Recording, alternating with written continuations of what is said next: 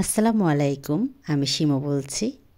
Shimu arena কিচেনে আবারও নতুন একটি ভিডিও দেখার জন্য আপনাদের সবাইকে স্বাগতম জানাচ্ছি। আজকে আমি আপনাদের সাথে শেয়ার করব চানাচুর মাখা।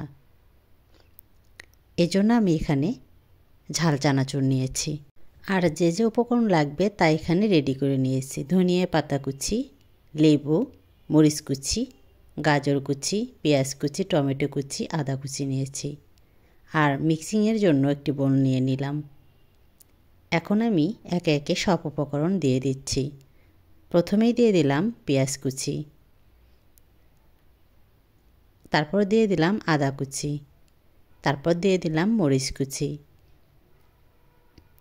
আর দিয়ে দিলাম ধনিয়া পাতা কুচি। এখন আমি দিয়ে দিচ্ছি গাজর কুচি, তারপর দিয়ে দিলাম টমেটো কুচি। এখন আমি দিয়ে দিলাম পিঙ্ক সল্ট, পরিমাণ মতো দিয়ে দিলাম।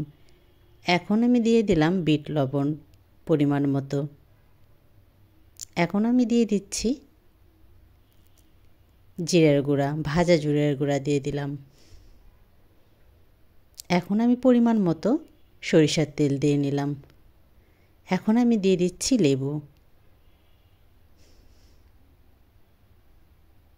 এখন আমি সব উপকরণ ভালোভাবে মিক্সড করে নিব।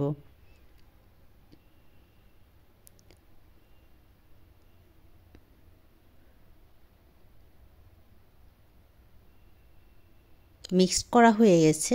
এখন আমি চানাচুর দিয়ে দিচ্ছি।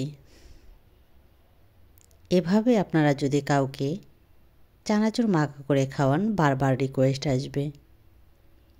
এই শীতের সন্ধ্যায় এভাবে চানাচুর মাখা এবং সাথে যদি 1 কাপ চা থাকে, জাস্ট ওয়াও।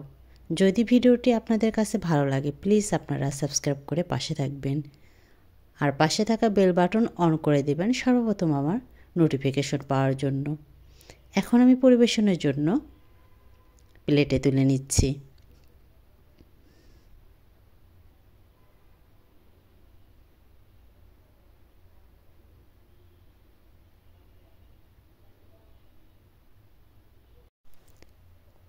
এই তো রেডি হয়ে গেল চানাচুর মাখা বা ভর্তা রেসিপি।